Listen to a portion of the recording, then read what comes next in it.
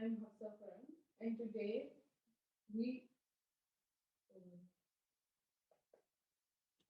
hello and assalamu alaikum. This presentation is being presented by the team Brave Ducks. I'm Hafsa, and along with me, my team members will be presenting a presentation on Euler's polyhedron formula and its applications. Euler has given us many formulas, and so for this presentation, we will be discussing the following formula. The formula which basically states that the difference between the sum of the vertices and faces of a 3D polyhedron and its edges is always 2. This formula can be proven using different methods, but we will be using graph theory. We know that 3D polyhedrons can also be expressed using graphs. A cube, for example, can be represented using this. This is basically a stencil of a cube if we look at it in terms of uh, things that we understand generally in life. So within this representation, we can see that each face of the polyhedron is basically a region in the graph, and each vertex of the polyhedron is a vertex in the graph. The following graph can then be represented as a dual graph as well. So to give you a little recap, let's talk about what dual graphs are. So a dual graph is a type of graph where each face of the graph, i.e. each region of the graph, acts like a vertex. But what we want to do is that we want to draw spanning trees. If we draw a spanning tree of a dual graph, the edges that are left are always the edges of the spanning trees of the planar graph. Since these are spanning trees, we know that the following is true for them. That the vertices is equal to the edges plus 1, which basically means that the vertices will always be one more than the edges. Since dual graphs are also treated like spanning trees where the regions are treated like the vertices, we can also say that the following is true for them, that each face is equal to an edge plus 1. Since we know that for the following spanning trees, we've divided the edges of the graph into which is basically the edges of the spanning tree of the dual graph and the edges of the spanning tree of the regular graph, we can say that when you will add both of these edges, it will be equal to the total edges of the graph. Hence, we can say that the following formula is true. That if the vertices is added to the faces and the edges are subtracted from them, the answer will always be 2.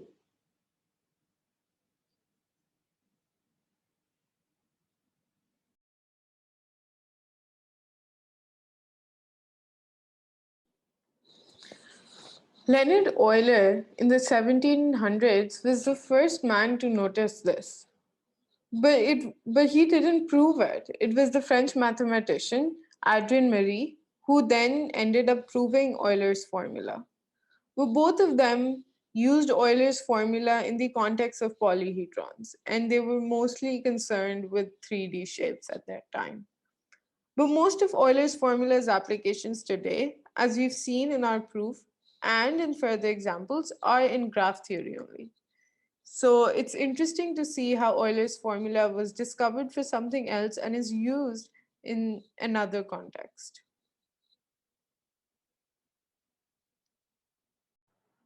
All right. Hello, everyone. This is Mohammad Zain Yusuf, and I'm going to be talking about one of the applications of Euler's formula. So you see, Euler's polyhedron formula is a very elementary and foundational formula in the field of computer science and discrete mathematics, and many important theorems and results came into being because of Euler's formula. And undoubtedly, it has helped in discovering surprising mathematical results. So I'm going to be talking about Fick's theorem. It was presented by George Alexander Fick in 1899 for calculating the area of a lattice polygon. So you see, lattice is a two-dimensional space in which each point is separated by a fixed one unit. So the distance between each point is 1 unit, and thus all these points on the plane are integer points, and the polygon that is drawn on such a plane is called a lattice polygon. And the area of such a polygon can be calculated using Fick's theorem, which is given here, where V int are the vertices in the interior of the polygon, and VBD are the vertices on the boundary of the polygon. So here it is. You see these black dots, the distance between each dot uh, is uh, is symmetric. So this is the lattice plane, and the polygon that is drawn here is a lattice polygon. So again, now we are going to do the proof of the theorem. All the vertex boundary I've explained it already. So let me introduce to another figure of the same domain, simple lattice triangle. So if I create a triangle on a lattice plane such that no interior, it contains no lattice point in its interior, is called a simple lattice triangle. So you see there are a number of lattice points, these integer points inside this figure. So it's not a simple polygon. But if I create a triangle such that it contains no integer lattice point in its interior, it's called a simple lattice triangle. And there's an interesting lemma attached to it that says that the area of a simple lattice triangle is half unit squared. So how about we create simple lattice triangles inside this figure? How would that look? All right, it has gotten more interesting now. So uh, you see these faces, they are all lattice triangles. Some are right angle triangles, some are not. But you see they contain no lattice point in their interior. Thus, they are all simple lattice triangles. Now, moving on, capital E are all the edges of the polygon. F is capital F, the number of faces, and the number of triangles are F minus 1. Why F minus 1? Yeah, because the outer region also accounts for a one face, and except for the outer region, all the triangles are F minus 1. So here now, it is an important point. If you take the thrice of the number of triangles, basically you are counting all the interior edges twice, and if you add the boundary edges again, so basically you're counting the total number of edges twice, so it becomes 2e. So that's simple algebra. And yeah, so there's the trick. Basically, here's the application of Euler's formula that we are using. So we have the Euler's formula as b minus e, sorry about my writing, plus f equals to 2. So you can see that this E minus F can easily replace with B minus 2. Boom. That is where the Euler's polynomial formula comes into play. All right, moving on. So the number of total vertices are interior, the sum of the interior and the boundary vertices, and surprisingly, the number of boundary vertices is equal to the number of boundary edges. So you can count them. I'm a little short on time, but it's very simple. You can see that the number of boundary vertices is equal to the number of boundary edges. So I plugged this information into our previous equation. We got to this. I subtracted 1 from it. So remember I told you earlier that the number of simple lattice triangle is f minus 1. So now the number of simple lattice triangles in my polygon is twice of the interior vertices plus our boundary vertices minus 2. And basically all these simple lattice triangle is my polygon, no? And I want to find the area of it.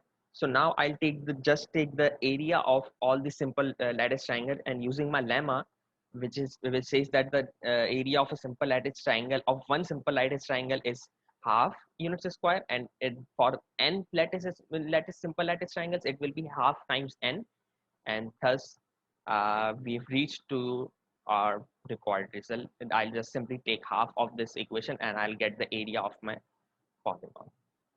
Hence proof. Thank you guys. Presenting the Sylvester's-Goliath theorem is an application of Euler's formula. So let's go to the introduction. So the J.J. Sylvester posed the Sylvester's-Goliath theorem as a challenge in 1893, and the Galley was the person who accepted it in 1986 and explained over it and shows how Euler's proven shows Euler's proven it. But let's understand some of the basic definitions first. And the let's look into the yes. So the ordinary line is a line that passes through the only two of the points in a set of points. The set of the points are given, the only two of them to be selected for the ordinary line. And the ordinary point is a line which is the intersection of the exact two ordinary lines. So it's interconnected. So let's move to the Sylvester's theorem.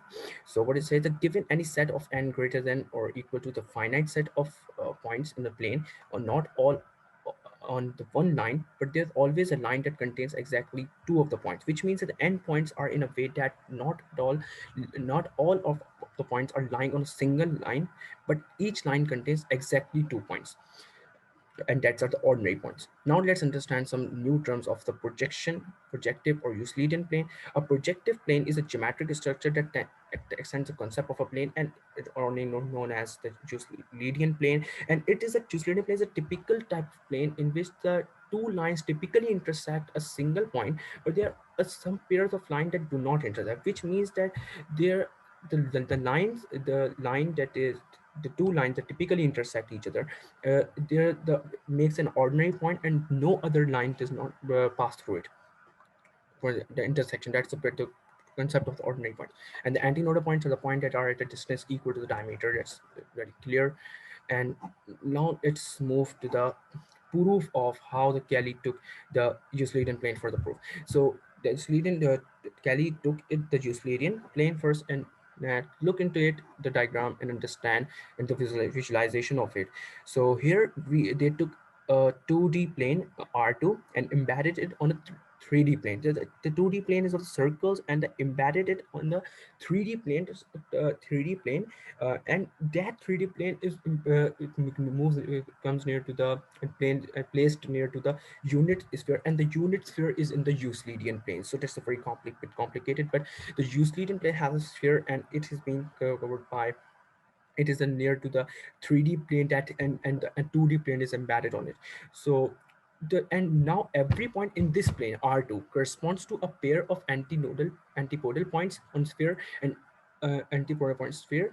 And we can see that each of the each point of the antipodal points in the sphere, we can see that here is antipodal points are showing on on the circles, and each antipodal points are passing through two circles in it. And now now every point in this plane R to correspond to a pair of antipodal points of sphere. And now let's look into the Sylvester's statement, and here it applies as we took a set of n greater than or equals to 3, or greater than means the finite pairs of antipodal points on the sphere, and we can see that each antipodal point is being intersected by two circles, and every circle contains exactly two antipodal points, and such circles called a great circle. So it does summarize like, it goes to summarize like the given, we can say that every collection of the endpoints to have at exactly the two circles, and exact the 2 points, every point has exactly two great circles. And this is the concept that the great circle, or the every point has the every ordinary point has the two intersection lines, and no more than it. And he then clarified the Kelly then clarified and gave the proof for it, that how we can, if we try to neglect the concept of the great circles or ordinary points of Sylvester's challenge theorem, and how does the Euler's formula gives us how the Euler's formula is being applied. As we are using the Euclidean plane, and that is exactly the comes from the Euler's formula. So now let's look that we are trying to violate the condition on point U, and these are the points that in the user. Let's consider it as the diagram. The diagram we took it from the this plane, this plane, and we try to make up a projection of this the diagram on it, and in the Euclidean plane, and try to try to show over here, and we can see that these are the sets of vertices or points or near points, uv and w are placed at infinity distance, and the lines are passing I, j, and k from there. And now if we try to violate the condition u, that consider it as not an ordinary point, then now what we will do, that we will violate the condition of ordinary points, and we will draw a line on it. If we draw a line on it, then it is again creating the line lo is again creating a projection of again here ordinary point that between and that is the v naught between the v and v and w ordinary point, and it is the ordinary point because it has a two intersection. And if we again try to violate it, then it's end up like this, that we try to violate this condition that, and assuming that is not an ordinary point, then it is again creating a v1. And then if we try to again violate the v1 and then again creating an ordinary point, so it is that we cannot escape from it, and we cannot if we are going through it, it will be an infinite loop, and we are making try to making or removing an ordinary point from the Euclidean plane, or Euclidean to try to violate the Sylvester's theorem. So it does end up like that. What the concept was that if we try to if we are trying to violate the Sylvester's theorem, it is not even possible in the Euclidean plane. No, he just make a concept about the every plane, but the Euler's what the uh, Sylvesters make the this statement about for the every plane, in a plane with the infinite lines. But what Galley's will represent, and what Galley's just proved, that by using the Euclidean plane as a term for the Euler's formula, just come from the Euler's formula, and he took that plane to rectify his point, or just to prove it, or try to violate the Sylvester's conditions, but they can't, but could not, because this is going to be endless. So this was the uh, this come up as an application from the where the Euler's formula just became a tool for the proving of the Sylvester's theorem by the Kelly. So thank you. I hope you got that and enjoyed this new concept. So hopefully, thank you.